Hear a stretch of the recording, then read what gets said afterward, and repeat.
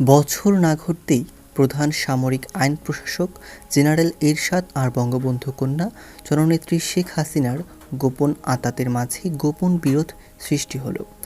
১৯৮৩ সালের জানুয়ারির শেষ সপ্তাহে শেখ হাসিনার স্বামী ডক্টর ওয়াজেদ আলী মিয়ার মহাখালীস্থ আণবিক শক্তি কমিশনের সরকারি বাসভবনে শেখ হাসিনা বলেন, লে জেনারেল এরশাদ হাতের মুঠোয় আর থাকতে চাচ্ছে না। আমার হাতের মুঠো থেকে খাটাসটা ক্রমশ বেরিয়ে যাচ্ছে।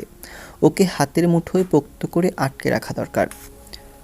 প্রধান সামরিক আইন প্রশাসক জেনারেল এরশাদকে হাতের মুঠোয় রাখার জন্য শেখ হাসিনা নামকাওয়াস্তে ভুয়া এক ছাত্র আন্দোলনের পরিকল্পনা হাজির করে বলেন, এই ছাত্র আন্দোলনের অবশ্যই ছাত্র নিহত হতে হবে। যে করেই হোক ছাত্র আন্দোলনের নামে ছাত্র হত্যা হতেই হবে।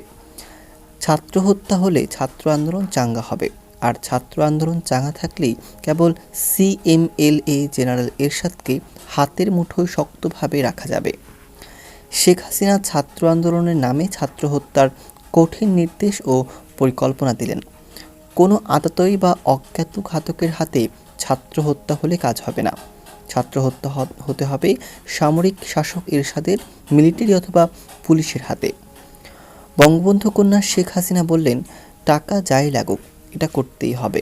কিভাবে এই পরিকল্পনা বাস্তবায়িত করা যায়, সবাই এ নিয়ে খুব ব্যস্ত ও চিন্তিত। যোগাযোগ হলো প্যারামিলিটারি ট্রাম্পস আর্ম ফোর্সের কোম্পানি কমান্ডার হাফিজুর রহমান লস্করের সঙ্গে। এই হাফিজুর রহমান লস্কর পুলিশের অফিসার হয়েও দীর্ঘদিন যাবৎ এনএসআই এর ডেপুটি ডাইরেক্টর পদে ঘাপটি মেরে বসেছিলেন। এরশাদ ক্ষমতায় এসেই হাফিজুর রহমান লস্করকে এই বলে এনএসআই থেকে ঝেঁটিয়ে বিদায় করেছেন যে, তুমি পুলিশের লোক হয়ে এখানে কি করো? যাও পুলিশের পোশাক পরে রাস্তায় চোর ধরো। বলি এনএসআই এর ডেপুটি ডাইরেক্টরের পদ থেকে হাফিজুর রহমান লস্করকে সোজা আর্ম পুলিশের তৎকালীন হেডকোয়ার্টার্স ১৪ নং কোম্পানি কমান্ডার পদে বদলি করে পাঠিয়ে দেয়। এ কারণে আর্মড পুলিশের company commander Hafizur Rahman Laskar general Ershad ও তার সামরিক শাসনের বিরুদ্ধে খুবই চটা ও বৈরী ছিলেন। এর উপর ছিল নগদ অর্থের টোপ। এরশাদের প্রতি ভয়ানক খ্যাপা ও বিরাগভাজন এবং নগদ অর্থের টোপ দুই মিলে ছাত্র আন্দোলনের নামে ছাত্র হত্যার প্রস্তাব আসা মাত্র সঙ্গে সঙ্গে হাফিজুর রহমান লস্কর প্রস্তাব গ্রহণ করলেন। এনএসআই এর মূলত কাজ হচ্ছে কারা সরকারের বিরুদ্ধাচরণ করে তাদের লিস্ট তৈরি করা বা তালিকা তৈরি করে সরকারকে সরবরাহ করা, এবং সরকারের পতন হলে সঙ্গে সঙ্গে পতন হয়ে যাওয়া সরকারের আমলে তৈরি করা সমস্ত নথিপত্র পুড়িয়ে ধ্বংস করে ফেলে নতুন সাদা ফাইল নিয়ে নতুন সরকারের কাছে হাজির হওয়া। ৩০ মে ১৯৮১ সালের প্রেসিডেন্ট জিয়াউর রহমান নিহত হলে এনএসআই এর কর্মকর্তাগণ জিয়া বা বিএনপি সরকারের আমলে তৈরি করা সমস্ত নথিপত্র পুড়িয়ে ফেলতে যায়। কিন্তু যেই মুহূর্তে নথিপত্রে অগ্নিসংযোগ করতে যাবে, ঠিক সেই মুহূর্তে উপরাষ্ট্রপতি বিচারপতি সত্তার অস্থায়ী রাষ্ট্রপতি পদে অধিষ্ঠিত হন, অর্থাৎ বিএনপি সরকারই টিকে যায়। ফলে এনএসআই কর্মকর্তাগণ নথিপত্র পুড়িয়ে না ফেলে আবার তা সংগ্রহশালায় যত্ন করে তুলে রাখেন। উপরাষ্ট্রপতি সত্তার অস্থায়ী রাষ্ট্রপতি হলেও মূল ক্ষমতা চলে যায় সেনাবাহিনী প্রধান হোসেন মোহাম্মদ এরশাদের হাতে। সেই সুবাদে জেনারেল এরশাদ বিচারপতি সত্তারকে অস্থায়ী রাষ্ট্রপতির পদ থেকে রেখে এনএসআই নথিপত্রগুলো খুঁটিয়ে খুঁটিয়ে দেখে। এনএসআই এর নথিপত্রে জিয়াউর রহমান বা বিএনপি সরকারের বিরুদ্ধাচরণকারীদের তালিকায় জেনারেল এরশাদের নামও ছিল। ফলে জেনারেল এরশাদ ক্ষমতায় এসে প্রথমেই এনএসআই থেকে হাফিজুর রহমান লস্করকে ঝেঁটিয়ে বিদায় করে। আর সেই কারণেই এবং নগদ অর্থের বিনিময়ে হাফিজুর রহমান লস্করগণ জেনারেল এরশাদ ও তার সামরিক শাসনের পতনের যে কোনো প্রস্তাব বা প্রক্রিয়ায় সামিল হন। আর্ম পুলিশের কোম্পানি কমান্ডার হাফিজুর রহমান লস্করের সঙ্গে ছাত্র আন্দোলনের নামে ছাত্র হত্যার নীল নকশা চূড়ান্ত হয়। নীল নকশা অনুযায়ী যে কোনো প্রকারে ছাত্রদের একটি মিছিল বাংলা একাডেমির দক্ষিণে কার্জন হলের উত্তরে, শিশু একাডেমির পশ্চিমে দোয়েল চত্বর পর্যন্ত নিয়ে আসলেই হবে। বাকি কাজ আর্ম পুলিশ সেরে ফেলবে। অর্থাৎ আমাদের দায়িত্ব ছাত্রদের একটা মিছিল দোয়েল চত্বর পর্যন্ত নিয়ে আসা। তারপর সেই মিছিলের উপর গুলি চালিয়ে ছাত্র হত্যার দায়িত্ব আর্মড পুলিশের কোম্পানি কমান্ডার হাফিজুর রহমান লস্করের। এই নীলনকশা অনুযায়ী মিছিল নিয়ে আসার প্রাথমিক দায়িত্ব পড়ে জগন্নাথ হল ছাত্র সংসদ জিএস কাদেরিয়া বাহিনীর সদস্য নিরঞ্জন বাচ্চু, সাধন সরকার, যাদব, বিদ্যুৎ শ্যামল প্রমুখের উপর। জেনারেল এরশাদের বিরুদ্ধে একটা মিছিল করার প্রস্তাব নিয়ে ছাত্রনেতা ফজলুর রহমান, বাহালুল মজনুর, চুন্নু, ডক্টর মোস্তফা মহিউদ্দিন জালাল, জাহাঙ্গীর, ডাকসুর ভিপি, আখতারুজ্জামান, সিএস, জিয়াউদ্দিন বাবলু, ফারুক আনোয়ার, মিলন, জালাল প্রমুখ ছাত্রনেতাদের সাথে আলোচনা করা হলে সকলেই মিছিলের পক্ষে মত দেন। ফেব্রুয়ারি মাসের দ্বিতীয় সপ্তাহে প্রথমেই মিছিলের তারিখ নির্ধারণ করা হলো এবং মিছিল শিক্ষা ভবন পর্যন্ত নিয়ে যাওয়ার সিদ্ধান্ত হলো। সিদ্ধান্ত মোতাবেক কলা ভবন থেকে ছাত্র মিছিল শুরু হলো। এদিকে শিশু একাডেমির কাছে আর্মড পুলিশ নিয়ে মিছিলে গুলি করে ছাত্র হত্যার জন্য পূর্ণ প্রস্তুতি নিয়ে হাফিজুর রহমান লস্কর চাতক পাখির ন্যায় অপেক্ষা করতে থাকলো। কিন্তু কিছুতেই মিছিলকে কলা ভবনের আশেপাশের বাইরে নেওয়া গেল না।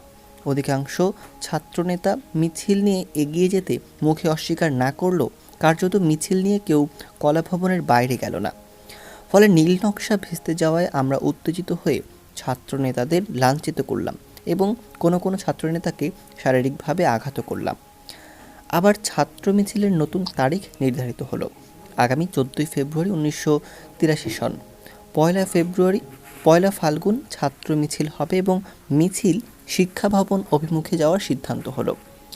12 ফেব্রুয়ারি 1983 সকাল 8টায় 14 নং মিরপুর আর্মড পুলিশের হেডকোয়ার্টার্সে এনএসআই এর সাবেক কর্মকর্তা, পুলিশের সিনিয়র এসপি, আর্মড পুলিশের কোম্পানি কমান্ডার হাফিজুর রহমান লস্করকে আগামী 14 ফেব্রুয়ারি ছাত্র মিছিলের চূড়ান্ত কর্মসূচি অভিহিত করা হলো এবং 13 ফেব্রুয়ারি রাত 8টায় হাফিজুর রহমান লস্করের মিরপুর 2 নম্বরের বাসায় আগামীকাল 14 ফেব্রুয়ারি সকাল 10টায় যে কোনো কিছুর বিনিময়ে ছাত্র মিছিল শিশু একাডেমি পর্যন্ত নিয়ে যাওয়ার কর্মসূচি নিশ্চিত করা হলো এবং নগদ অর্থ প্রদান করা হলে তিনিও ছাত্র হত্যার জন্য প্রস্তুত বলে চূড়ান্তভাবে জানান। রাত 11টায় ঢাকা বিশ্ববিদ্যালয়ের জগন্নাথ হলের অ্যাসেম্বলি বিল্ডিংয়ে জগন্নাথ হল ছাত্র সংসদের সাধারণ সম্পাদক, 75-এর কাদেরিয়া বাহিনীর সদস্য ছাত্রনেতা নিরঞ্জন সরকার বাচ্চুর রুমে সর্বশেষ গোপন বৈঠক হয়।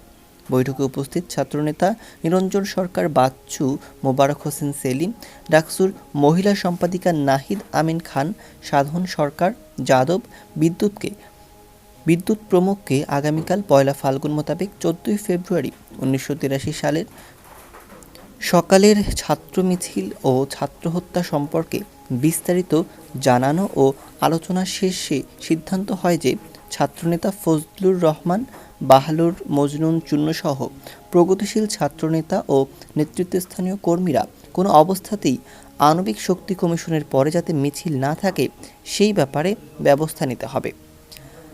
আজ পয়লা ফাল্গুন, 14 ফেব্রুয়ারি 1983। ফুল ফুটুক আর নাই ফুটুক, আজ বসন্ত। ঋতুর রাজা বসন্তের এই সমীরণে আজ সবাই উত্তেলিত। বাঙালি রমণীরা লাল পেড়ে হলুদ শাড়ি পরে ভোর হতে না হতেই ঘর থেকে বেরিয়ে এসেছে বসন্তকে অবগাহন করতে। ঢাকা বিশ্ববিদ্যালয়ের রোকেয়া ও শামসুন্নাহার হলের ছাত্রীরা খুব ভোর থেকেই লাল পেড়ে বসন্তী রঙের শাড়ি পরে বসন্ত উৎসবে মেতে উঠেছে। বসন্ত উৎসব মুখর বিশ্ববিদ্যালয়। লাল পাড়ি হলুদ বর্ণের শাড়ি পরে কোনো ছাত্রী বিশ্ববিদ্যালয় ক্যাম্পাস ছেড়ে মনের মানুষের সাথে বসন্ত উৎসব করতে দূর দূরান্তে চলে যাচ্ছে।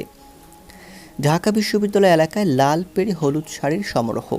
আজই এ বসন্ত, সবাই বসন্তের দোলায় দুলছে। কেউ জানে না একটু পরে কী ঘটতে যাচ্ছে, কে নিহত হতে যাচ্ছে, কোন স্নেহময়ী মাতার বুক খালি হচ্ছে, কোন পিতার সন্তানহারা হচ্ছে। বেলা 10টার দিকে কলাভবনের সামনে অপরাজেয় বাংলার পাদদেশে মিছিলের উদ্দেশ্যে ছাত্ররা জমায়েত হতে থাকে। একটি মোটরসাইকেল ধানমন্ডি 32 নম্বরে শেখ হাসিনা বিশ্ববিদ্যালয় এবং আর্মড পুলিশের হাফিজুর রহমান লস্কর এর সাথে সার্বক্ষণিক যোগাযোগ রক্ষা করে যাচ্ছে। মোটরসাইকেলটি দ্রুত গতিতে ৩২ নম্বরে শেখ হাসিনা ও শিশু একাডেমির পূর্ব পাশে অবস্থানরত আর্মড পুলিশের কোম্পানি কমান্ডার হাফিজুর রহমান লস্করের কাছে বিশ্ববিদ্যালয়ের সর্বশেষ পরিস্থিতি জানিয়ে যাচ্ছে। বেলা ১১টা নাগাদ ছাত্র মিছিল শুরু হলো। যেসব ছাত্রনেতা ও কর্মীদের আণবিক শক্তি কমিশনের পরে মিছিল আর না থাকতে জানিয়ে দেওয়ার কথা, তাদেরকে তা জানিয়ে দেওয়া হলো।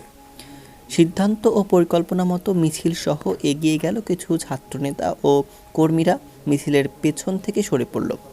মিছিল এগিয়ে গেল বাংলা একাডেমি ছেড়ে আরও সামনে দক্ষিণের দোয়েল চত্বরের দিকে। একেবারে দোয়েল চত্বরের কাছে এবং মিছিল যেই দোয়েল চত্বর পিছনে ফেলে পূর্ব দিকে ঘুরে দাঁড়ালো, সঙ্গে সঙ্গে ওত পেতে থাকা হাফিজুর রহমান লস্কর আর্মড পুলিশের গুলি, গুরুম গুরুম ঠাস ঠাস। মুহূর্তের মধ্যে লুটিয়ে পড়ল কয়েকজন ছাত্র। মোটরসাইকেলটি দ্রুত ধানমন্ডি ৩২ নম্বরে গিয়ে শেখ হাসিনাকে গুলির সংবাদ দিয়ে আবার ছুটে চলল ঢাকা মেডিকেল কলেজ হাসপাতালে। ইতিমধ্যে ছাত্ররা হাসপাতালের ইমার্জেন্সিতে গুলিবিদ্ধ ছাত্রদের নিয়ে এসেছে। গুলিবিদ্ধ ছাত্রদের মধ্যে জয়নাল ও জাফর শেষ নিঃশ্বাস ত্যাগ করে পৃথিবীর মায়া ছেড়ে পরকালে চলে গেছে। জয়নাল ও জাফরের মায়ের কোল খালি হয়েছে, শূন্য হয়েছে পিতার বুক। নীল নকশা বাস্তবায়িত হওয়ার চূড়ান্ত সংবাদটি নিয়ে মোটরসাইকেলটি চলে গেল ধানমন্ডির ৩২ নম্বরে। দুজন মিলে হত্যার সফলতার সংবাদটি শেখ হাসিনাকে দিয়ে মোটরসাইকেলটি ফিরে এলো বিশ্ববিদ্যালয়ে। বিশ্ববিদ্যালয়ে শোকের ছায়া নেমে এসেছে। থেমে গেছে পয়লা ফাল্গুনের বসন্তের উৎসব। ছাত্ররা তাদের নিহত সাথী জাফর ও জয়নালের লাশ কলাভবনের অপরাজেয় বাংলার পাদদেশ ঐতিহাসিক বটতলায় নিয়ে এসেছে। বিকেল ৩টায় জানাজা ও শোক সভার কর্মসূচিটা ৩২ নম্বরে দিলে দুপুর ২টা নাগাদ বঙ্গবন্ধু কন্যা শেখ হাসিনা বিশ্ববিদ্যালয়ের বটতলা আসেন এবং তার দীর্ঘ প্রতীক্ষিত নিহত ছাত্রদের লাশ দেখে রুমাল দিয়ে চক্ষু মোছার ভান করতে করতে কোনো কর্মসূচি না দিয়েই বিশ্ববিদ্যালয় এলাকা ত্যাগ করেন। শোকে ম্রিয়মাণ ছাত্রছাত্রীরা বটতলায় সমবেত হতে থাকে এবং পয়লা ফাল্গুনে বসন্তের পোশাক লাল পেরে বসন্তী রঙের শাড়ি পরে প্রত্যুষে ক্যাম্পাসের বাইরে যাওয়া রোকেয়া ও শামসুন্নাহার হলের ছাত্রীরা বিশ্ববিদ্যালয় ক্যাম্পাসে ফিরে এসে ছাত্র হত্যার ঘটনায় শোকে বিহ্বল হয়ে বটতলায় শোক সভায় সমবেত হয়।